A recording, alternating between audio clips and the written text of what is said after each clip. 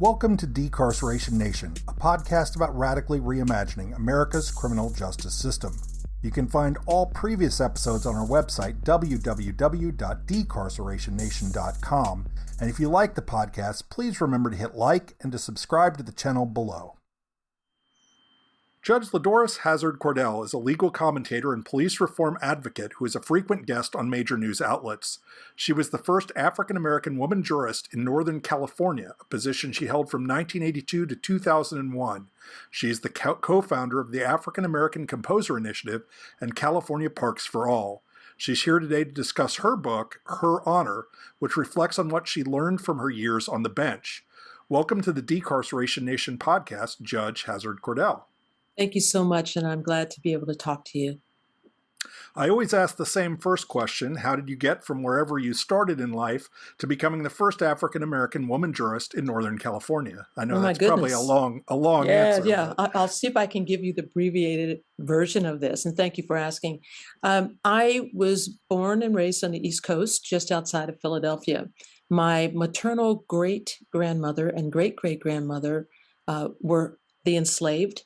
And after emancipation, they ended up in North Carolina. We're not clear where exactly they were enslaved. My mother, her family came up in the Great Migration in 1940. And this was right when the Great Depression hit.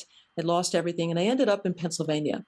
My father's mother, he raised her alone, single mom, from the Great Migration, went from Virginia up to Rhode Island, and that's where my father was born, and then came back to Ardmore, where his mother had family members. Both of my grandmothers were the help. They worked cleaning and taking care of houses of wealthy white folks on what is called the Main Line, and it's just outside of Philadelphia, named for the big train, the Main Line that ran along the East Coast. And the Main Line in Pennsylvania, it's the homes of the Heinz families, DuPonts, and just old money in this country. And my family members and those with whom I grew up were the help and provided services for the folks who lived on the other side of the tracks. My parents ran a dry cleaning business in the Black community in which I grew up, Ardmore, and a lot of their customers were from the Main Line. And that dry cleaning business supported our family. And my parents ensured that their three daughters, I'm a middle, would definitely go to college. So we all attended college. I went to Antioch College in Yellow Springs, Ohio. And at Antioch, that's where I finally made a decision that I wanted to go into the law, because I ruled out the things I wasn't good at, which is math and science, and it's kind of left with the law. I had no thought whatsoever about being a judge. I just knew that given the activism of my parents, they were community organizers. We learned by example, just watching them, my sisters and I knew that I did want to do something to give back. And I also needed a profession where I could be independent and take care of myself. So there was the law. I ended up going to Stanford Law School, came out to California. I had a big afro. We're talking now the early 70s. And I was the only Black woman in my law school class. There were no professors of color, and there were no female professors. So just white males at Stanford at the time. And I kind of felt like a fish out of water. And it was a very competitive environment, but I, managed to make it through. And during that time I was there, they brought in the first female professor, Barbara Babcock. And there since, of course, were more students of color. And so when I finished Stanford, I then opened a private law practice in East Palo Alto. So Palo Alto, that's Silicon Valley, that's the home of Facebook, Google, all these folks. East Palo Alto is literally on the other side of the freeway. And at the time in the mid-70s when I finished law school, was a predominantly Black and brown community, low income. I opened a law practice there because I couldn't get a job. I applied to major law firms in the Bay Area, and just basically they weren't hiring Black women. So in the way of my parents, you make a way where there is no way. You figure it out. And I decided to open a law practice with the help of the NAACP Legal Defense Fund that had what are called Earl Warren Fellowships that helped subsidize my law practice for the first 4 years. I practiced law in East Palo Alto, then a door opened. I decided to step through, and that was to be the assistant dean at Stanford Law School. To the primary job, it was an administrative job, was to recruit students of color to come to Stanford. I did that, and during that time, I write in the book, the first chapter of my book, Her Honor, Bitten by the Judge Bug, that I get this phone call from a stranger, and it just changed my life. I got a phone call from a man named Mark Thomas. This was a white guy. He was a judge on the court in the county in which I lived and still live. And he said, look, I'm trying to bring women and people of color into this program we have at the court. It's a judge pro tem program where you can be a judge for a day and preside over a small claims case. And small claims are the Judge Judy cases, right? No lawyers, thank goodness. And so it's just litigants, suing each other over not large amounts of money. So I said, sure, that's wonderful, Judge Thomas. And he put me on the list. I forgot about it. And then a few months later, I get a phone call. My name has come up on the rotation. I go to court. I preside over a case. And that changed my life. When I drove home that day after that experience, I knew that the next thing I wanted to do was wear a robe. I liked wearing that robe. I liked being in a position to make decisions for people who could not work things out themselves. And what made the case so stunning is that there were only three people in the courtroom that day, the two litigants suing each other and me, and all three of us were Black women. And it was just stunning because there aren't many Black folks who live in this particular area where the court was. So all I can say is a little teaser to those who haven't read my book. The case was all about hair, Hair, about hair. And it really changed my life and sent me into the world of judging. I remember that part of the book very well. That's pretty amazing. And I do have to stop you for just a second, though, because you said something earlier. You said that you weren't very good at math or science, so the only other option was law. Well, think about it. Are those the only three options? Well, if you want a profession where you can make some money. So I'm sure there are other things, but I decided that this was one way where I could make a living and still not have to do with the math and science. And lo and behold, I was wrong and when I ended up on the bench and presiding, for example, in family court, in which I write about in the book, I have to figure out tax issues for couples who are divorcing and figuring out the child support. So here I was again, and it didn't really get me all away from it. I don't want to entirely, before we get to more serious stuff, I don't want to entirely skip over one part of the book that you only briefly refer to. You are an artist, and at one point even put out a calendar of your cartoons for charity that both did quite well and got you in a little bit of trouble. How did you get into cartooning and art? Sure, and got me in a whole lot of trouble, and I do write about that in the book in a chapter called Bad Judges. So cartooning. So art has always been a part of my life. I don't know who else in my family before me did artwork, but I loved drawing cartoons. And at our home, I would do sidewalk chalk designs.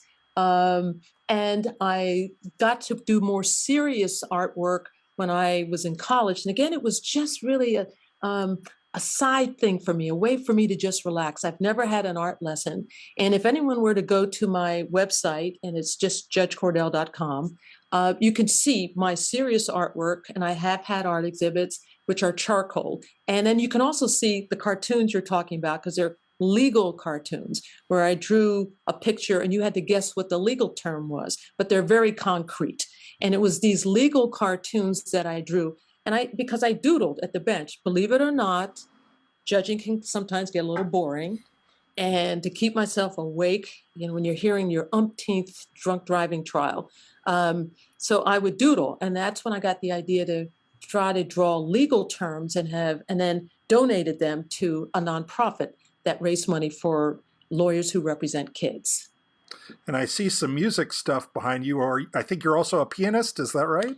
That's correct. And I do play the piano. And as you noted, it's a co-founder of the African American Composer Initiative, where we bring the music of Black composers to the world and put on an annual concert. And again, on my website, that there's a link to that that organization, and you can actually watch and listen to and watch the concerts that we've performed over the last 10 years. Well, we're about to have the first African-American woman appointed to the Supreme Court of the United States. You talk in the book about the importance to yourself and to the community about how important it was for you to be seated as a judge. What can you tell us about the importance of people of color, women, LGBTQ plus people becoming judges, and what do you think this Supreme Court appointment will mean for the perception and credibility of our system of justice? So in court, there would be an objection and would say compound and complex question. So I'm going to break it down that was a little compound bit. and complex That's question. all right, and I love it, and I'm delighted to answer. Let me focus. I tend to do that sometimes. I'm sorry. Oh, I love it. Do not apologize. So just generally talking about the judiciary, it is so important that the judiciary be representative of America. Why? Because if you have a judiciary that looks like the people who come into the court, those people are more inclined to feel they have a stake in the system and to trust the system.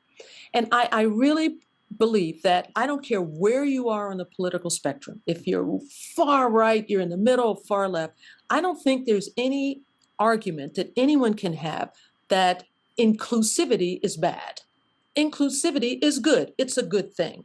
And the more inclusive we are, again, the more trust there is, the more people care about the system. So it was very important when I came on the bench, as you noted, the first Black woman, we're talking 1982, the first Black woman to be in Northern California on the bench. And it was a shocker to some people, particularly when I walked out. I could just see people saying, well, wait a minute, that's not what judges look like, because the norm was white male. So it is so important that we have trust and belief in our system. The less diverse it is, the less trust, and the less people have a stake in it. So now if we look at the U.S. Supreme Court, all right, so we're talking 233 years, 115 different jurists appointed, and of the 115, we've only had 3 people of color, and 2 Black, 1 Latino. We've never had an Asian American on the court, and we've only had 5 women. So the norm, and no one has really been upset, the norm has always been white male. And people are having conniptions because President Biden has said, I'm going to appoint a Black woman. Some people just going nuts behind this. Well, why can't he just say he's going to appoint someone who's qualified? And the answer to that is, and this is what I said when I was appointed, because I got told, well, you just got appointed because you're Black. And my response is, and continues to be, I'd rather be appointed because I'm a Black woman than not be appointed because I'm a Black woman. But the bottom line is that there needs to be a Supreme Court that looks like America. And that's exactly what Biden has said. And other presidents have done this all the time. There was the Jewish seat. There was the Southern Democrat seat. We had Reagan, who said, I'm appointing the first woman, and everybody's, the world didn't end. So, the court has always been, the Supreme Court has always been about the selection of the justices. It's about identity, it's about politics, and it should be about inclusivity and representation. So I am thrilled that we will finally get a Black woman on the court. And final thing just about that, the U.S. Supreme Court works by consensus. They have what are called conference meetings, where the justices sit together with their clerks and they discuss weighty, important legal issues.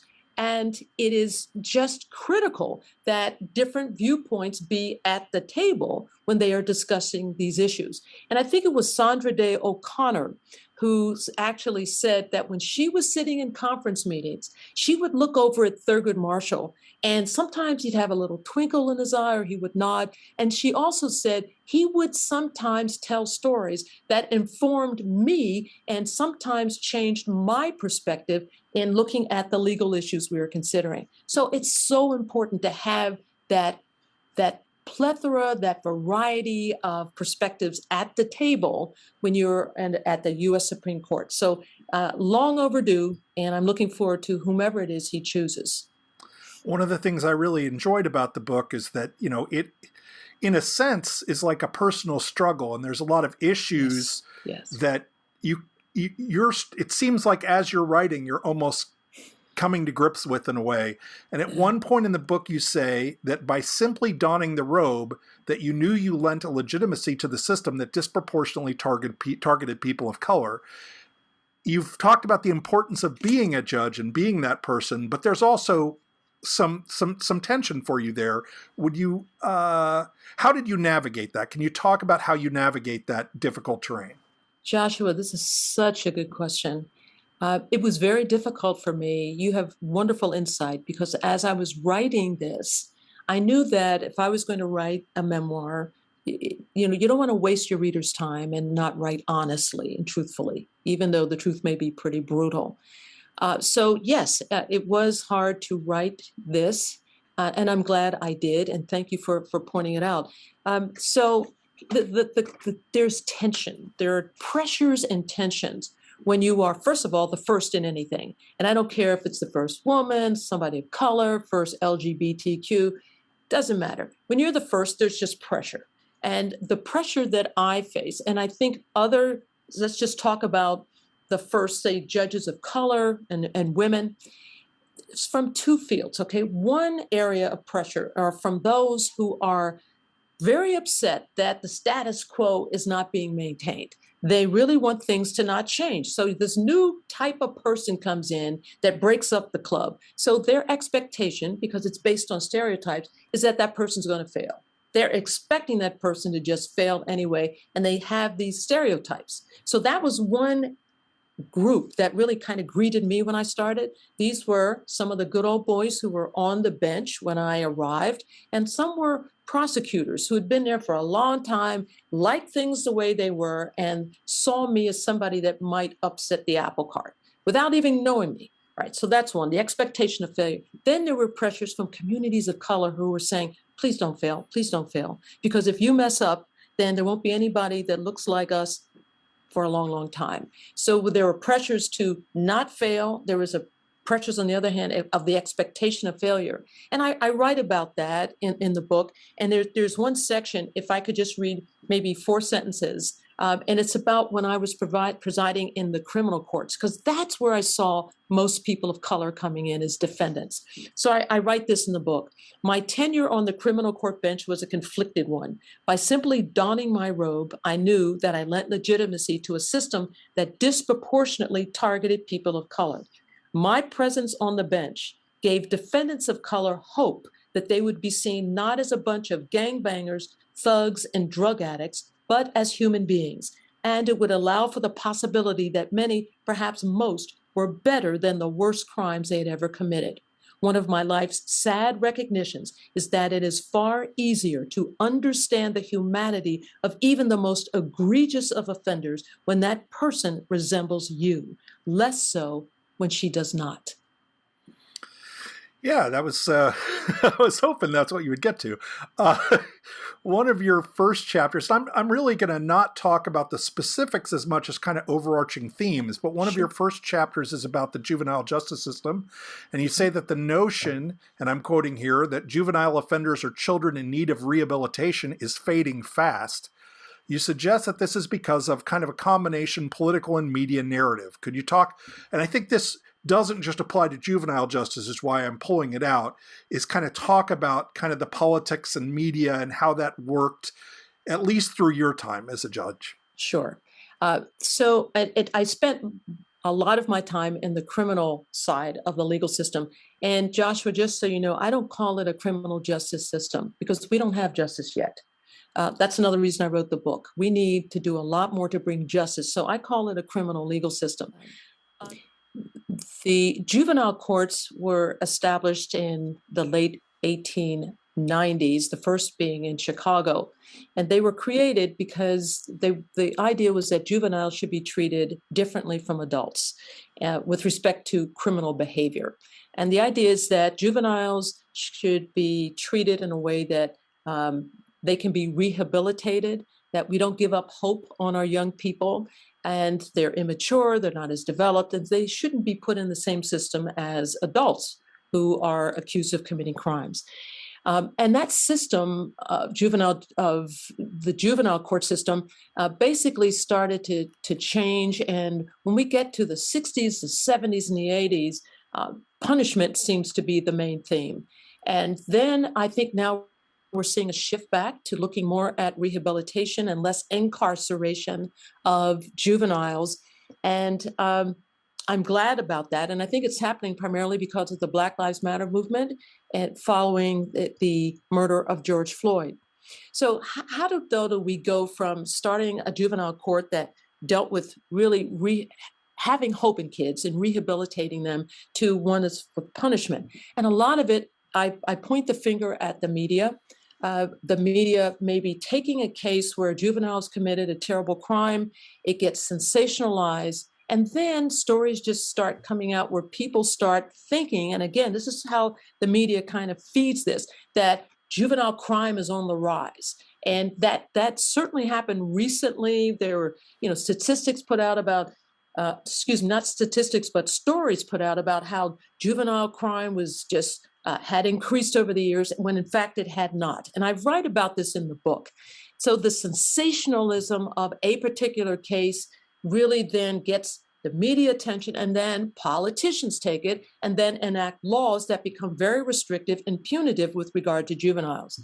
That shift away now is happening. I'm grateful about it. And we need to really push hard to especially look at the incarceration of juveniles and try to change the direction. And that's happening in California, where we are now, the state has decided the juvenile prisons are now shut down. They're called the California Youth Authority.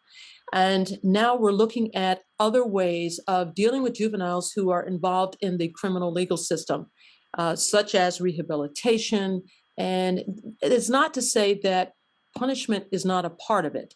And I don't want people to think that juveniles who commit egregious crimes are just getting, big hugs.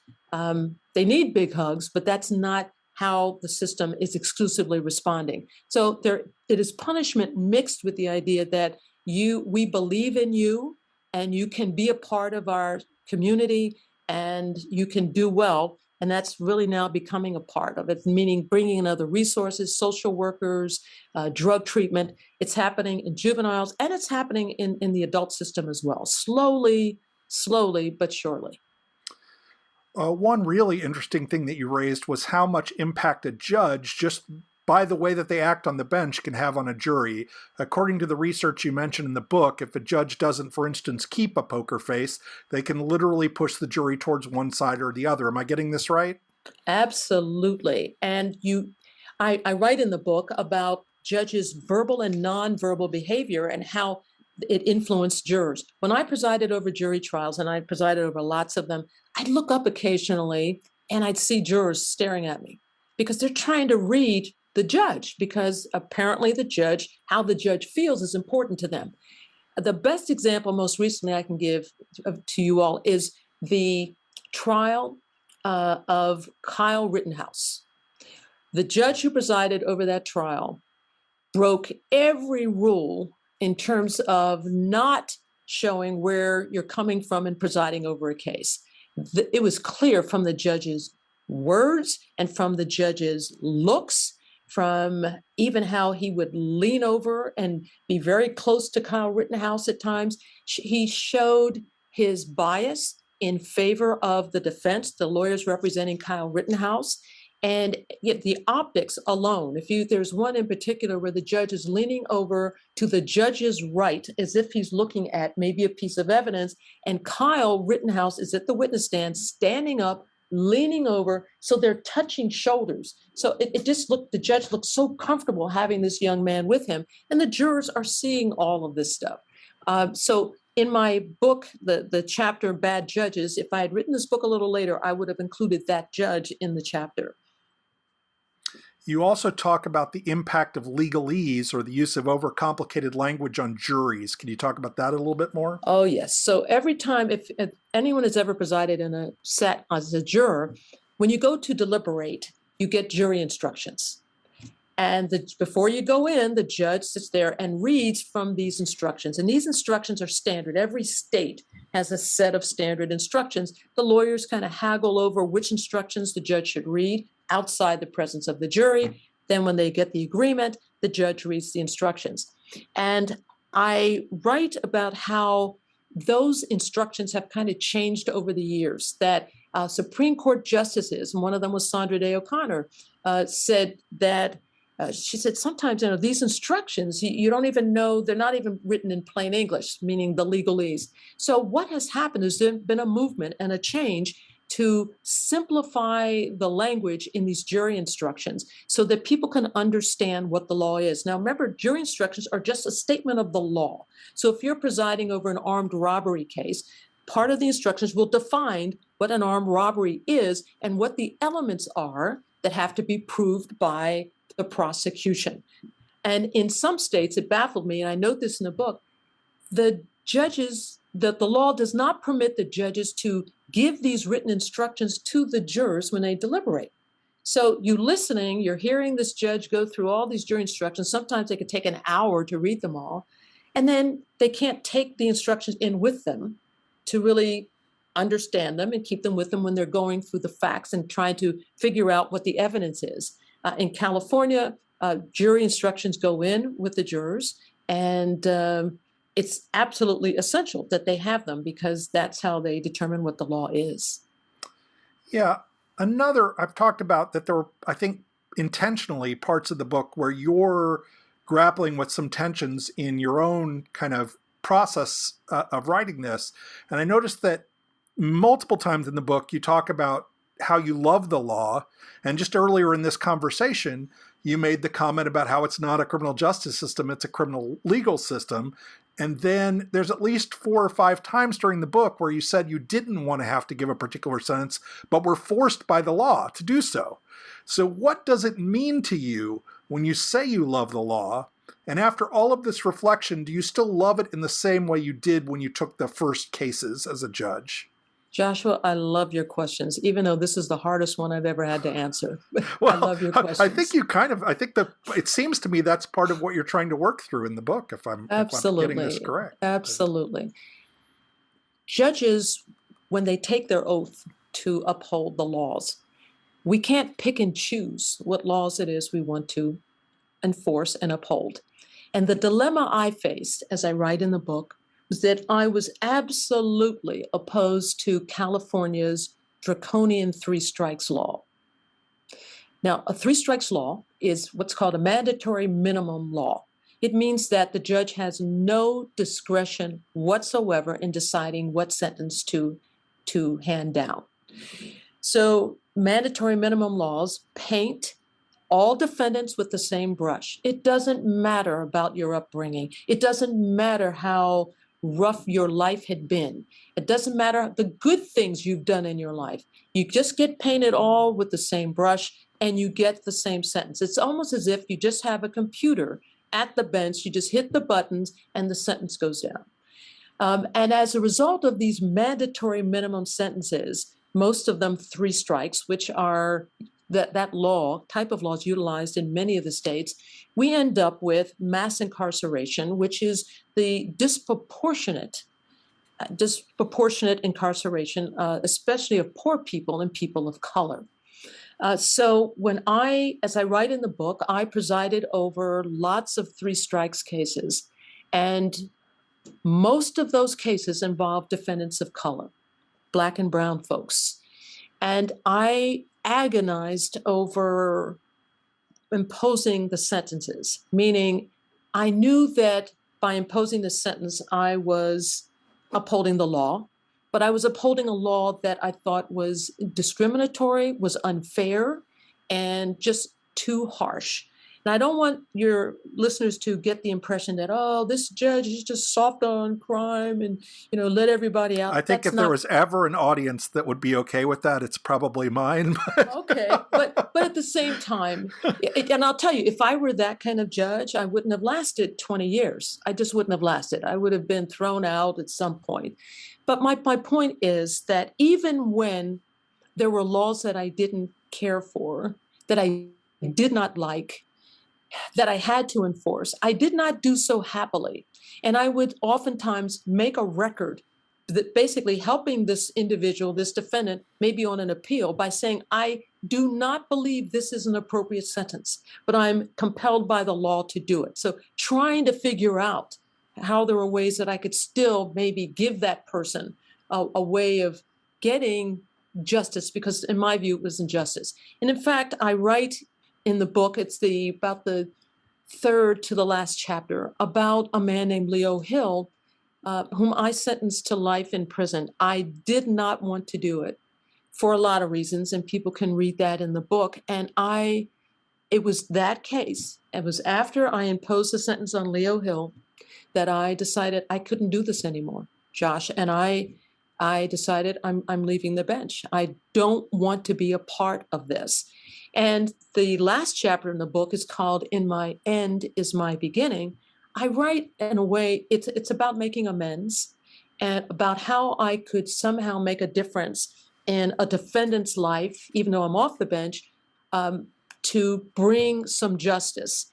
And I write about a case that I undertook after I left the bench, and the 2 years it took for me to get some justice for someone who was serving life in prison.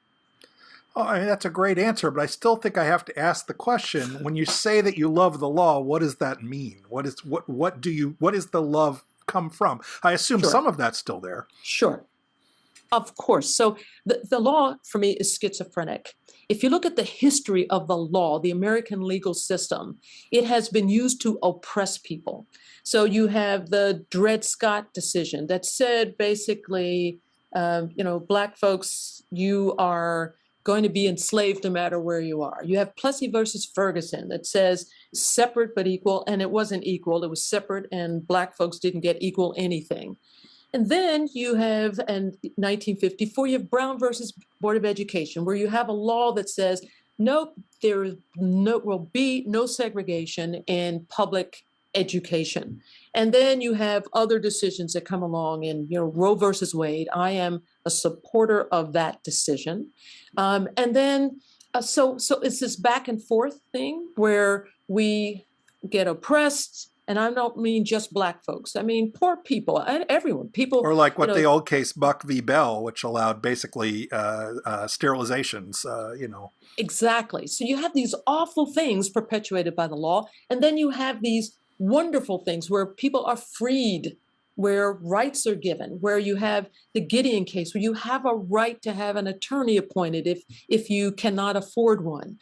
So my issue is this: we have in this country the best possible principles that support all of us. The right to pursuit of life, liberty, and the pursuit of happiness. The right to a jury trial. The right to against self-incrimination. So the problem I have, here's the love-hate thing for me, is in the implementation of these wonderful principles. The implementation. So the principles, and the ones I've just mentioned, were actually promulgated by white men. And these were property white men who some of whom owned people who looked like me, who put out these principles, but they did not intend that they apply to women, to poor people, or to people of color. So what we end up with is a system that starts out with these wonderful principles, and yet has so much of the isms baked into them, like sexism and the racism and the homophobia. So I love the principles. I love what they stand for. And my issue is we are not doing enough, and we must continue to work to see that these principles get implemented fairly and justly. And that's one of the reasons I wrote this book. I love the law. At the same time, there are so many things that are broken, but that we can all fix. So it isn't that everything's all wrong. There's a lot wrong. And that's why in the chapter, The Fix, I recommend some things that I think can be done to bring some fairness and some equality of the implementation of these principles to this country. Well, and just to keep on the same theme of kind of making you answer difficult and long questions, another theme that you return to several times in the book is the tension between remaining accountable to the public and maintaining judicial independence. We're entering what feels like a very dangerous period in this country, where commitment to democratic norms seems in play, and all elected officials seem to be at risk in ways that might have seemed impossible even decades ago. How can we maintain judicial independence, but also a commitment to democratic accountability for the judicial branch of government? Well, judicial independence is critical to maintaining our democracy. So why do I say that? We have three legs that support our democracy: executive, legislative, and judiciary. Right now, we're at a time when our democracy is very fragile.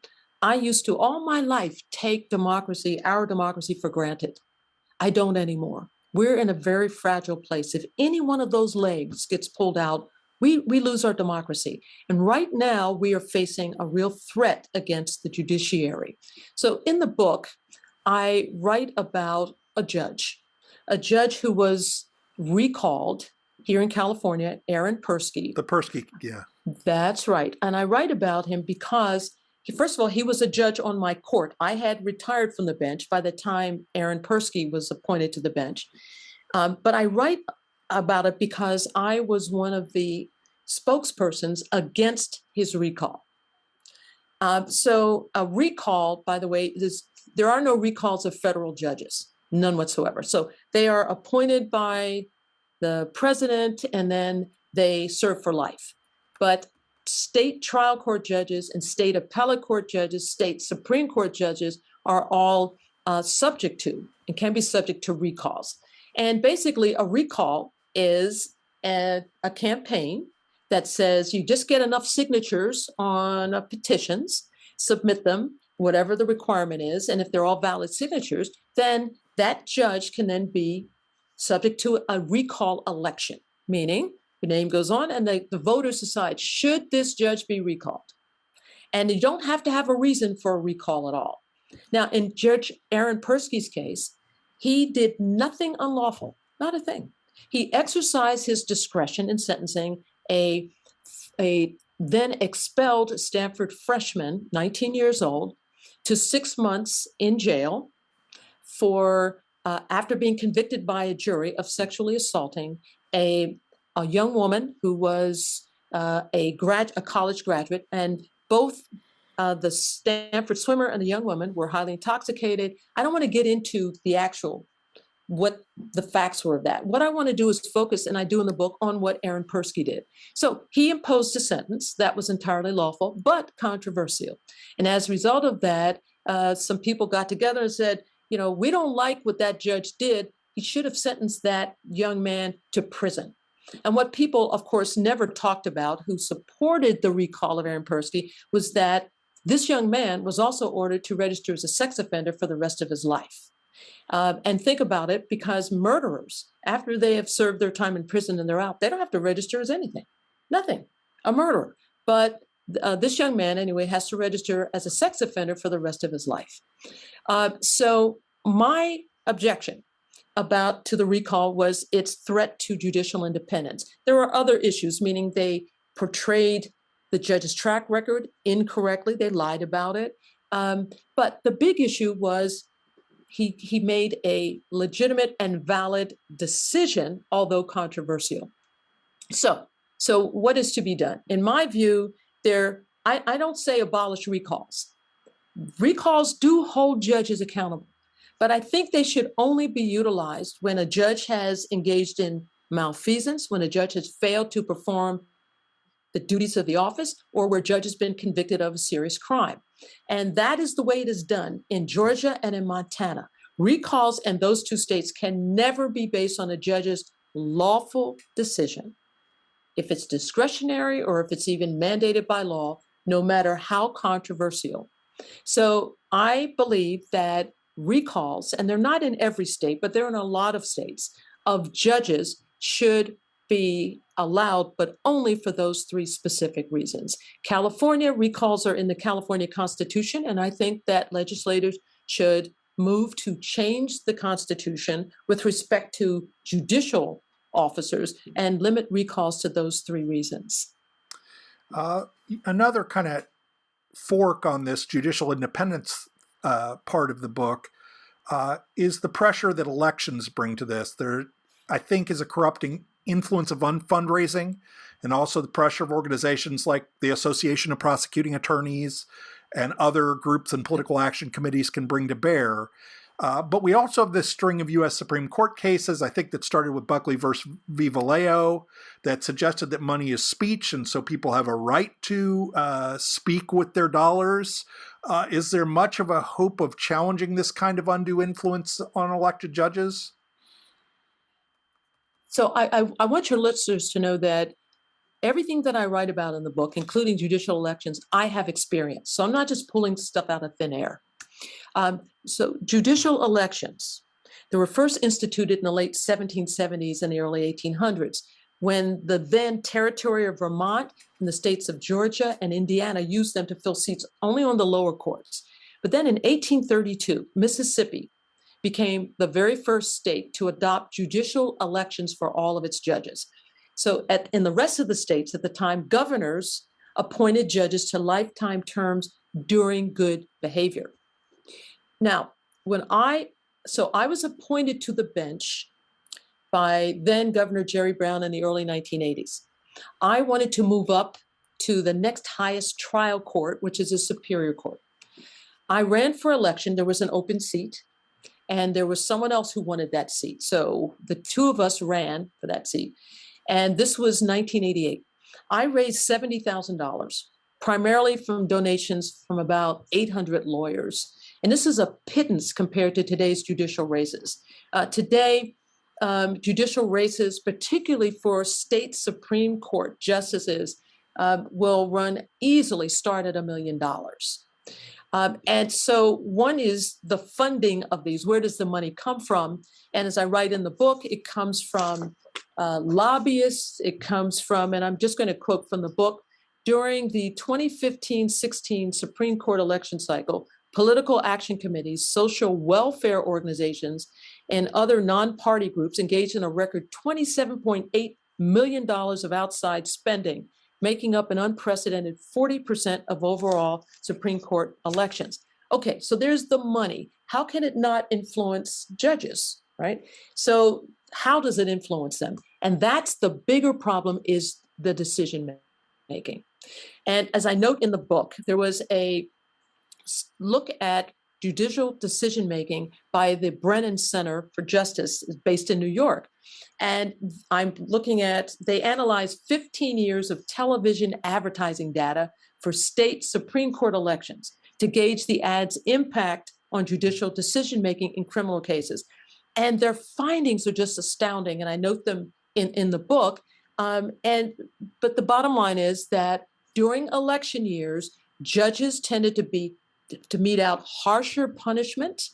And in some instances where juries decided that a person should get life and not a death sentence, during election years, judges would then overrule that and say, nope, death sentences. So you never hear complaints about judges who are throwing the book at people and giving out 100-year sentences and death sentences. But you always hear complaints about judges who are, quote unquote, lenient, who are showing some mercy and some compassion. And so these judges during election years, they decide, they just throw the book at people and they get reelected. So in my view, Joshua, judges are not politicians. They just aren't. Politicians make promises to voters to appeal to whatever it is their constituents want, and that's fine. But unlike politicians, judges have to be independent. The only promise that they can ever make is to adhere to the rule of law, to legal principles, and to constitutional precedents. These cases that have come down, that's what we adhere to.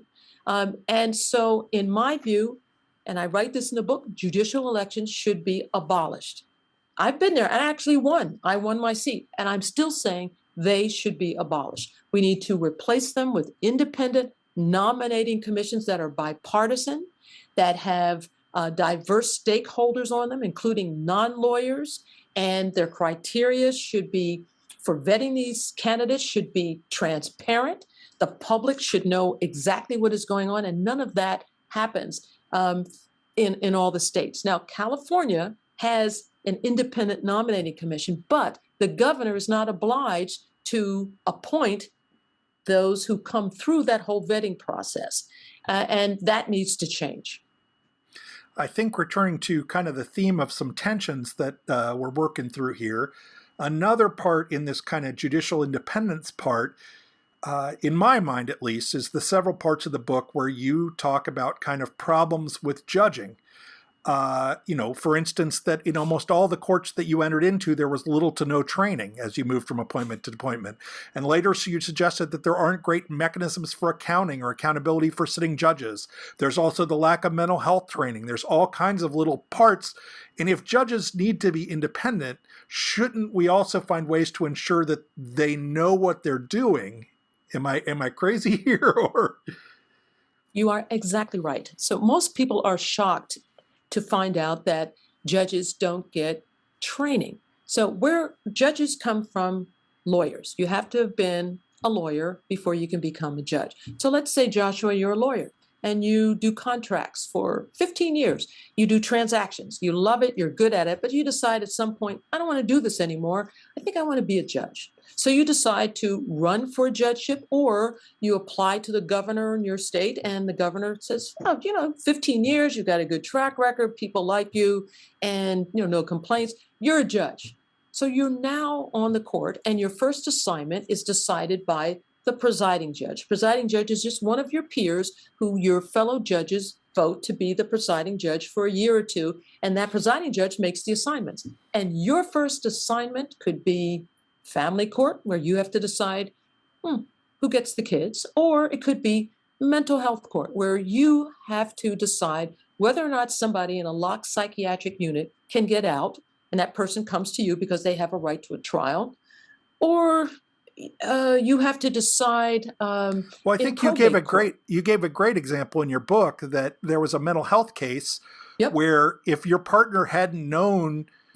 Hadn't been in the courtroom and known what the drugs were, you would not have known to question the person who was there. Exactly. I would have blown it completely. So my first assignment, when I was given the mental health assignment, and I'd been on the court for a while, it was here I am, I'm hearing a trial, and a woman comes in and she does not want electroshock therapy, which unbelievable. In some instances, actually, some people do want it because it can be helpful in relieving depression. However, she opposed it. She had a right to have a hearing. Now, I'm sitting there hearing her treating psychiatrist saying she absolutely needs this. She's got severe depression. We've tried all these other medications. I'm sitting there. What training do I have other than watching One Flew Over the Cuckoo's Nest with Jack Nicholson? None. So I'm sitting there thinking, as I write in the book, wow, that sounds right. And, then she testifies and says, I don't want this. I'd rather, look at some other medications. I get memory loss. I don't want it. And what do you do when you have no training? So I write in the book, again, another teaser about what happened that day when I'm presiding over this case. And you're right. Had my partner not been in the courtroom observing that day, and she happened to be a clinical psychologist, and alerted to me to what these medications actually were that were prescribed by the psychiatrist, that I really understand what was really happening in the case. So I won't give away what happened at the end, but I was able to do justice. But it's scary when you think about it, the fact that there is no training. So let me give you one example. In California, there's a California Judges College, and I taught at that Judges College for about 12 years. And the course that I taught new judges was judicial ethics and about bias. However, new judges come to the Judges College and they spend maybe 10 days just kind of getting a sense about what does it mean to be a trial judge? And, listen to evidence and how, dealing with bias and getting a little flavor for basic things like the rules of evidence and those kinds of things. That's it. So it's just, you kind of learn on the job. And if you mess up, oh, well, you messed up somebody's life. Let's move on, learn from it. That's ridiculous. So I write in the book, one of the fixes is, first of all, there's no courses on judging taught in law schools. And lawyers are the ones that become judges. So we need to do something about that. And I write about that in the fix. And the other is we need to, if you, Joshua, wanted to become a judge and you had gone to law school and you had practiced law for the requisite number of years, I still think you should try out, you should audition to be a judge and do what I did before I went on the bench, was sit as a pro tem judge and have individuals on the nominating commissions observe you and anybody else who puts in an application to see how you handle yourself in court. What's your demeanor like? I will say this book is from the perspective of a trial court judge. There are about 30,000 state trial court judges. We're the first line. We're the people's court. We're the first ones you have contact with when anyone comes into the legal system. And in my view, you have to be a people person. If you don't like people, you have no business being a trial court judge. None whatsoever. If you don't like people, you're going to be a terrible trial court judge. If you don't like making decisions, you're not going to be a good judge. If you want everyone's approval, you're not going to be a good trial court judge. So there are all kinds of things that need to be looked at, and they really aren't. And we really need to focus again, because trial court judges have so much power over people's lives. You also question the connection in this same kind of realm that we keep going down here. You also question the connection between judicial orders and people's lived reality. You said, rarely, if ever, do judges contemplate how their orders will be carried out. Does the defendant have a wherewithal to pay that fine? Can the woman with an alcohol addiction afford the fee for the court-ordered counseling? Where will the evicted family end up? There's no time to ponder these questions. That seems deeply problematic to me. Yeah, go ahead. It's just very problematic, and which is why I wrote about it. And I write about what I took for granted. I'm sitting in family court and I'm ordering, usually they were dads who did not have custody of their kids. And I'm saying, yes, you can have visitation with your kids, but because of your history of violence, these visits have to be supervised. And off they would go. And then they'd come back into court weeks later and I didn't have my visits. Why not? Well, I don't even know how to set up a supervised visit. What do I do? And that's when it hit me. We're just making these orders easy to do, sitting up on the bench, on high, wearing the black robe. And how are these people actually going to be able to meet these requirements that I've issued? So it really made me pull back and say, no, wait a minute. So what I did, I write in the book in family court, I figured out how to make these visits accessible, mostly to dads who did not have custody of their kids, where they could get these visits supervised. So it's about, part of judging is, and I write in the book about being a judicial activist, is being an activist for making the system the best it can be. And judges who just sit on the bench and go home after a day's work and say they do good work on the bench, is fine, but it's not enough. Judges need to be activists in that sense, not in the pejorative sense of activism, like I'm going to overturn precedent and do whatever I want, which unfortunately I think is happening with the U.S. Supreme Court right now with a 6-3 majority on the conservative side. I see the negative side of judicial activism. I'm promoting the other, which is abide by precedent, but do everything you can to make that system better for everybody. You make reference, I think, throughout the book to many places as a judge where, for lack of a better term, systemic and actual racism, sexism, and heterosexism was kind of almost a casual part of your everyday reality, I think. We're at a place where states across the country are literally trying to legislate away the ability to even consider the existence of systemic bias. I'm really curious as to what your thoughts are about this, given your personal experience. I'm appalled. I think we should all be very, very concerned, and which is why voting is so important. If you were to ask me, Joshua, give me your 160-second idea to change the world or to change things in America, my answer would be voting. Because it's these legislators who are now enacting laws that are saying you can't even mention the word race, or you can't talk about anything that might upset somebody. I mean, where are we? What have we come to? where we have to, now we're looking at, banning of books. What's going to happen next? So, for example, California, the Governor Newsom in 2020 signed a Racial Justice Act. And the purpose of that act is to weed out racism from the criminal legal system, meaning you trial judges in California, it's your job to look, see if there is racism, and then do what you can to make it right. For example, peremptory challenges that I write about in the book, which are in jury selection. So if a prosecutor in a criminal trial says, "Oh, I don't want that juror, you're excuse juror number 2, you don't have to give a reason. So there's challenges for cause where the prospective juror says, "Oh, I don't like anybody who looks like this guy or wears facial hair and I can't be fair." Okay, that's for cause. Get out. You can't be a fair juror. But then there are peremptory challenges where a prosecutor or a defense attorney can say, "No, I just want to excuse the jury. You don't have to give a reason," unless the reason is based on the person is dismissed because of race or one of the isms.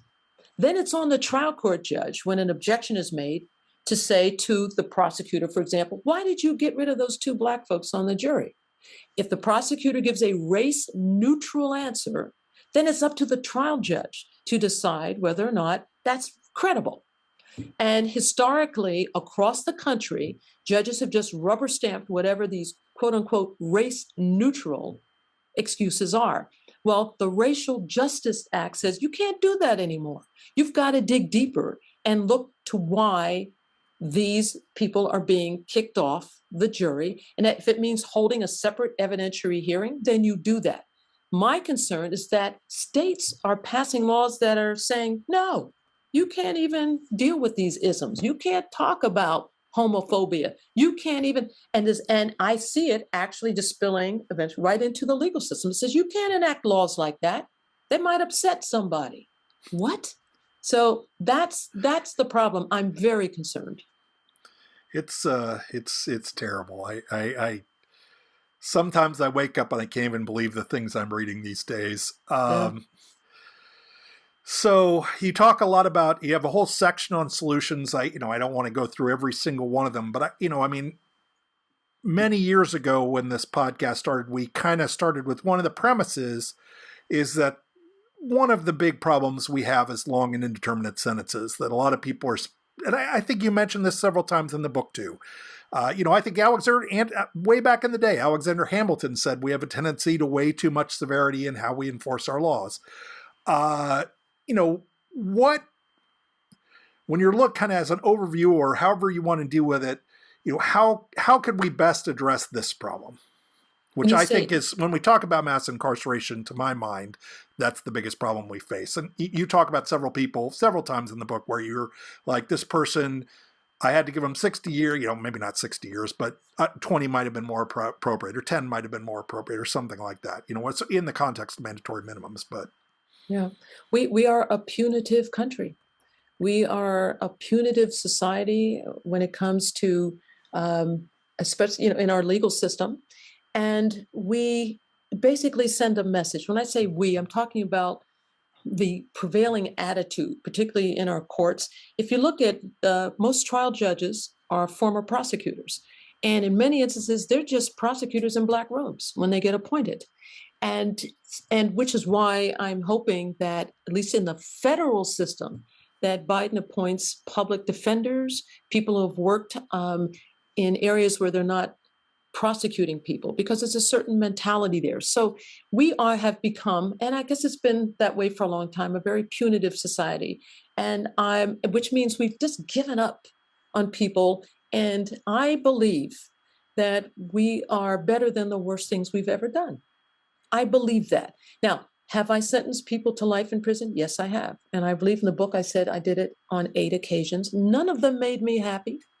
None of them made me feel good. And in most instances of the 8, these were folks who really needed to be confined because they were just really problematic in terms of bringing harm to people in communities. But that being said, imposing those sentences, they stay with me. I haven't let them go. And again, I'm not a bleeding heart. But at the same time, I lived long enough and seen now a system that so disproportionately has imposes these harsh sentences on poor people of any color and on people of color. So that if we just look at the criminal legal system, that's where we've got to do better, which means we need trial court judges who need to be aware of their biases.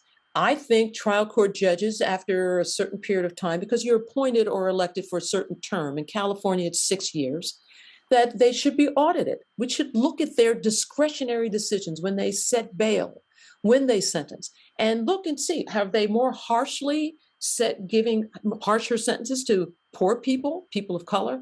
Are they setting higher bail for people of color, poor people? And they should be evaluated. And that's where you have these independent commissions that come in and look at these judges who want to go on and serve another term. Well, no, you need to be looked at to see how it is you're handling yourself. So we need judges who are from a variety of backgrounds, and we need trial judges. Again, I'm talking about the states who are not necessarily, all primarily former prosecutors or in, the big corporate world. I think we need that kind of diversity on our benches. So there's much that needs to be done, and I don't want people to feel overwhelmed and think it can't happen. It can. As I write in the book, progress is measured not how far we've come, but how far we have yet to go. And we've come quite a bit. I mean, as I told you, my great-grandmother was enslaved, and she would I don't even know how she would handle seeing her great-grandchild sitting, presiding in a black robe in a court. That being said, there is much we need to do. And I say to judges, don't be just sitting around and not making things better. And I say to people in the community, there are things that we absolutely can do. And to not be overwhelmed, focus on just the micro right now. Focus on something in your community that you can change that will make this legal system a more fair and better system. And that means things such as, and again, I'm not saying something I haven't done, running for office. I saw racial profiling by police in my community here in Palo Alto, California. And so I ran and got a seat on the Palo Alto City Council. And one of my first things was we needed an independent police auditor to look at what the complaints about police in Palo Alto, and then to make recommendations for change. So there are all kinds of things we can do, all kinds of them, and I propose some of them in the book. People have really liked over the last couple of years that I ask if there are any criminal justice related books that you might recommend to others. So do you have any recommendations? If you don't, that's fine too. But if you do, I'm sure people would like to check them out. So I wish I'd known this a little ahead of time, because I read a lot of books. And if you look behind me, you'll see a bunch of them. I know, and I want to see mine up there at one point, Joshua. Yours will be up there in one of the future episodes. I always put them in there. Yeah. Right. So I just finished reading a book by Shaka Senghor. He's a friend of mine. That's a great. Yeah. All right. So I interviewed him last week, and it was for the Commonwealth Club of California. And unfortunately, we had to do it virtually. He's in LA. I'm up in Northern California. But because of COVID, we did it by virtually. And he has written his first book was Writing, W-R-I-T-I-N-G, Writing My Wrongs. And then his second book, and this is what I talked to him about, was Letters to the Sons of Society. And it's a book of 19 letters that he wrote to his two sons. One son he had before he went into prison. The second son he had when he came out. He did 19 years for murder. He committed when he was just past his teenage years. And he is amazing. His first book made it in the New York Times bestseller. New York Times bestseller, yeah. Absolutely. So I recommend both of his books, and his latest one has just come out. It came out in January of this year. It's a small world because Shaka actually is from Michigan, and he did his time in Michigan. That's correct. And we both got out. We both got out of prison the same year, so we're actually. Wow. Wow. Yeah. So that's amazing. So yes, I just spoke with him only a few days ago, and it was just it was a wonderful conversation. Yeah. I always ask the same last question. What did I mess up? What question should I have asked but did not? This was one of the most thorough and insightful conversations I've had about my book. I can't thank you enough, and I can't think of anything else that I wanted to talk about. I just want to make sure, I want to leave you with this if I can, and it's really my mantra, and I took it from Alice Walker, who wrote The Color Purple, and she's a poet and a social activist. So, this is my mantra: activism is my rent for living on this planet. And I say to those who are listening in on your podcast, pay your rent. Okay, do something every day. I don't care how small it is, to pay your rent for the right to just be living on this planet. So I say it especially to our judges. Activism, make it your rent for living on this planet. And my ad, Joshua, you are definitely paying your rent with this podcast. Oh, thank you. I really appreciate you taking the time to do this. Very nice of you. Is there a place you recommend that people find your book?